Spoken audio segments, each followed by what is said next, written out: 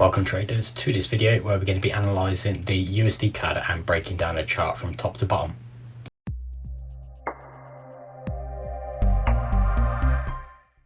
So as mentioned, we're going to be breaking down the USDcad. Now, as we've mentioned before many times, often traders overlook the positive impacts that professional charting software can actually have to your technical analysis side of trading. A lot of traders still using MetaTrader 4 or MetaTrader 5 to actually do their technical analysis, which is well, not a professional way of doing it, especially seen as the actual data and liquidity within the candlesticks can often open and close at different times, which can throw a lot of traders off, and we have had that sort of question quite a lot recently. But nevertheless, we're going to break down the USDcad here on tradingview.com and yeah, see where it takes us. So I'm just going to break it down as I normally would. Usually takes me sort of between 4 and 8 minutes roughly to break down a chart from top to bottom, understand if there's a trade there, and then the overall bias. So USDcad, we're going to start off on the monthly, and the monthly. So first off, USDcad, as we go down through the different time frames, USDcad is a very manipulative pair, similar to sort of Euro USD, the way it actually moves, and is so manipulative to pinpoint levels. But you know, whilst we keep that in mind, we can sort of identify a bias and the trend overall moving forward. So monthly, if we have a look at the recent movement, then so we've had higher high, higher low, higher high, and we've moved quite significant, a significant drive to the upside here, and we actually started trading back above the 200 monthly moving average. We're currently just below that, and we're in a bearish candle at the moment below the 200 monthly moving averages, and also the normal moving averages that I have on the chart are pointing towards the downside.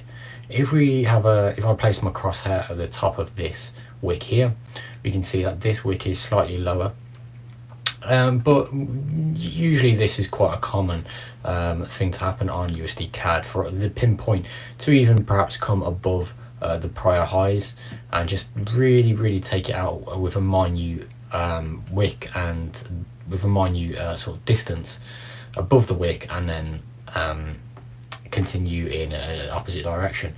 But if we have a look here, so we've got higher high, higher low, higher high, higher low, and then we did start to move sideways, lower high, lower low, lower high, but then we did flick all the way up, and then we did, in fact, if I place my cursor just there, the crosshair, we can see that the price did in fact come all the way down and pin it just below the prior low. So we could take this here on the monthly as a downtrend. Technically it's a downtrend, but we also have to be aware of the manipulation that occurs, and we can see here that roughly around this sort of uptrend, ascending trend line, we did in fact get a point here, point here, point here. We did break, retest, continuation, all the way down into the support there, and just very briefly made a new low. So on the monthly, I'm going to place a I'm going to use the bodies of the wick here, and I'm going to place in some pretty accurate levels of support and resistance. So I'm going to take 1.2100 as the monthly support, and I'm going to take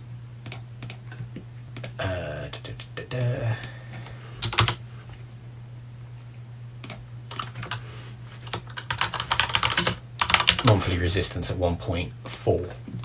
Okay, so there are some precise levels on the monthly that we can potentially target if we do actually get a directional bias towards any of the upside or downside situations.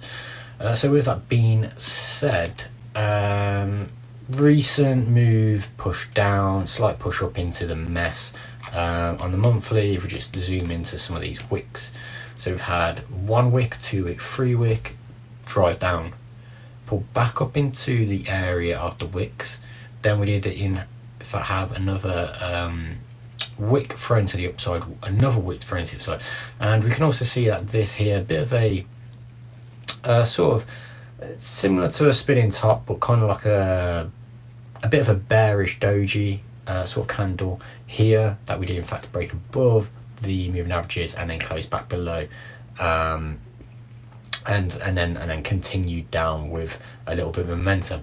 So we can see a bit of momentum to the downside here. So my initial impact and thought on the impacts of this chart is leaning towards bearish at the moment.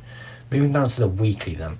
So moving down to the weekly, we do have a little bit more data that we can play with now. So we can see a nice downtrend here. So this is what we want to try and anticipate and expect from a downtrend. Nice, slow, gradual relax down, lower high, lower low, lower high, lower low, lower high, lower low. And all of the lower highs are in fact respecting the bearish moving averages quite well. And all of the wicks are thrown to the upside when you kind of see this downward momentum in play. And we can see here that we did in fact pull all the way down into the base there, formed at 1.2100, and then from there we did in fact pull all the way up. We did really we wicked above a lot of these highs here, and then we did in fact print a higher low before making again precise pinpoint action on the USDcad. If I put my crosshair there, we can see that this here is in fact a higher high. So we broke down from there. So yeah, I mean on the weekly you could take this as an uptrend now.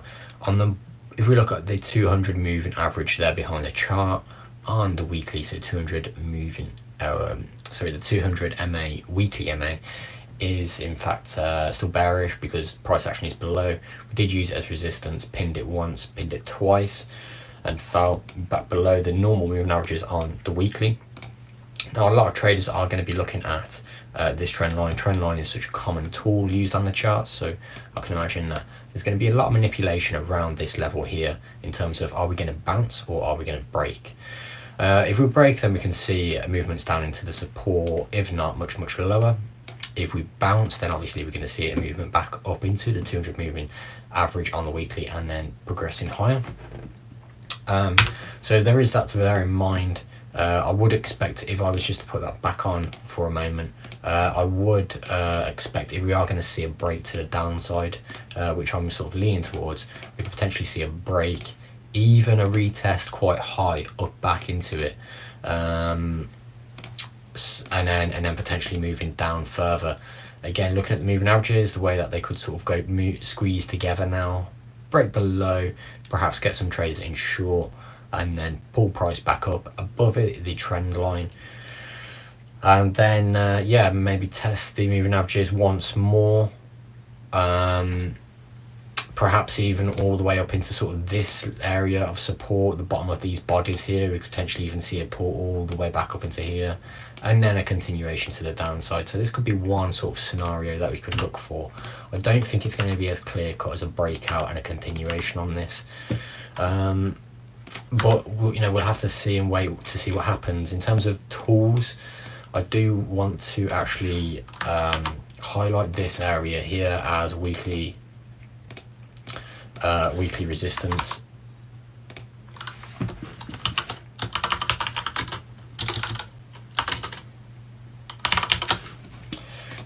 Weekly support, you could argue the fact that this is support down here on the weekly. However, I think it's going to be more relevant on the daily, looking into sort of this area. But we can see that there is an overall downtrend from here in play, but then obviously we've had a bit of a pull back up. If we take this range height here, we're talking around 800 pip range. So there's still going to be trading opportunities within this, quite a few. So that's all for the weekly. I want to keep it nice and clear and precise as I'm going down. Daily, we can see a little bit more clarity in this movement from the base 1.2100 all the way up into this wick here.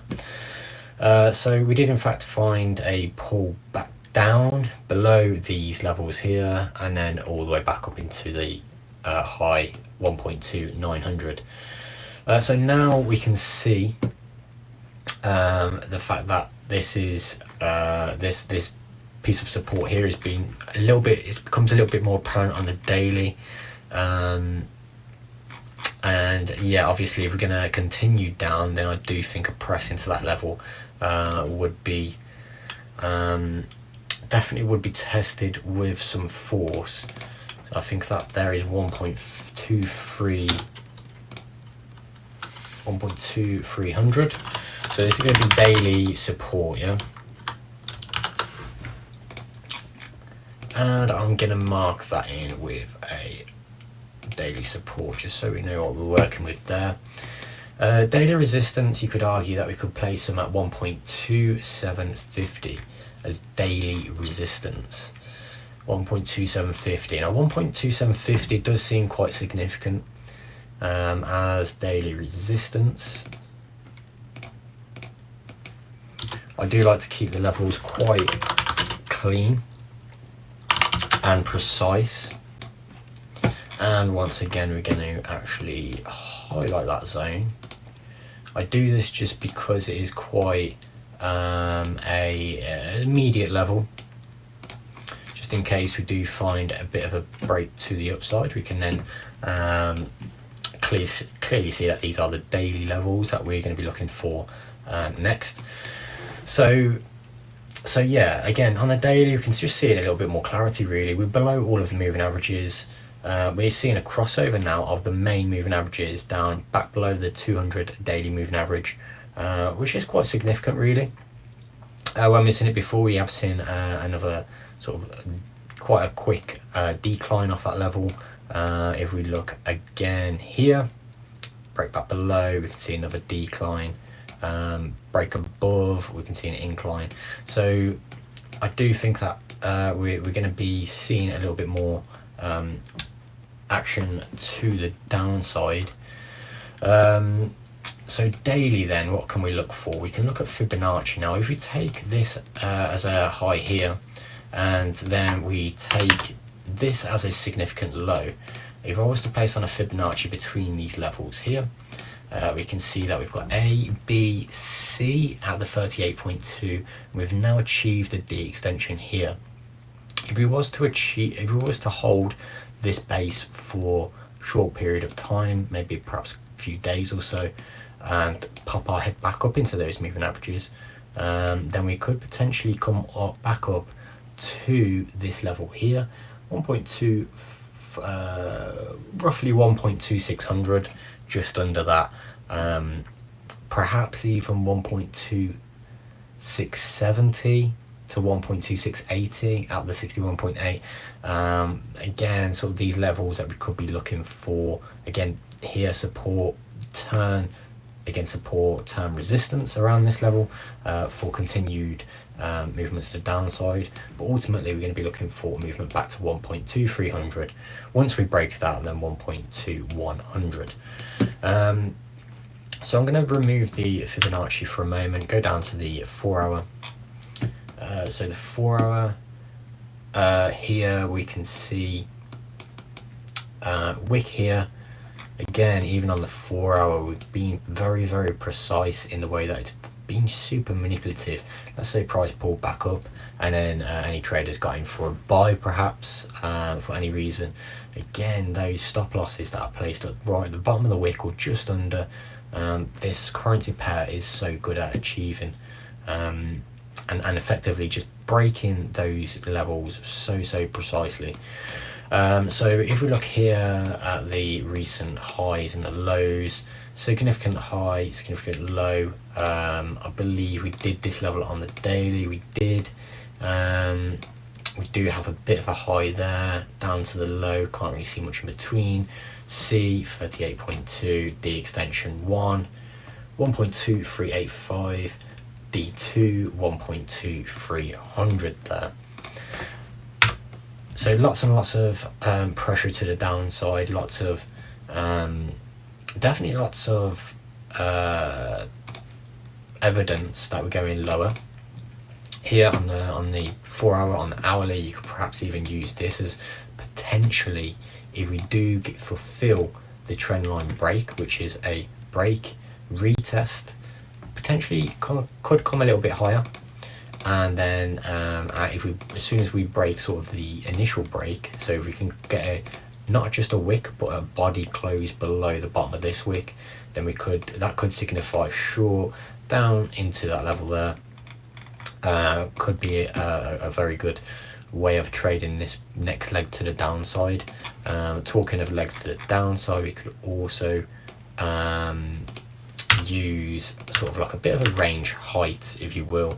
Let's go back to the 4 hour. Okay, so we can see that this sort of legs to the downside, they're happening in these stages, so you can kind of understand, you know, where the legs are occurring to, because they work in sort of similar heights. So again, another confluence to the downside. Here we would be looking for, if I just get a little bit more accurate with this, so that if we go from the top down, we could see perhaps 1.2200 to 1.2250 is another confluence for potential target area. I think 1.2300 would be the more confident level that you could definitely see break. But if we do see that break, then nevertheless we could likely come down to the 1.2100. I don't really go much lower than the 1 hour, but I do usually take screenshots from the monthly to the weekly date, so from the monthly down to the 4 hour, perhaps even the 1 hour if there is an entry approaching. But if we flick back to the daily, I do a lot of studying on the daily as well, in terms of looking at the actual individual candlestick bodies, the individual wicks, and how it's kind of reacting to certain level zones within the trends. But yeah, I mean, even on the daily, we've broken now the recent levels of support. You can kind of see a bit of a head and shoulders formation here. Left tip neckline would be here.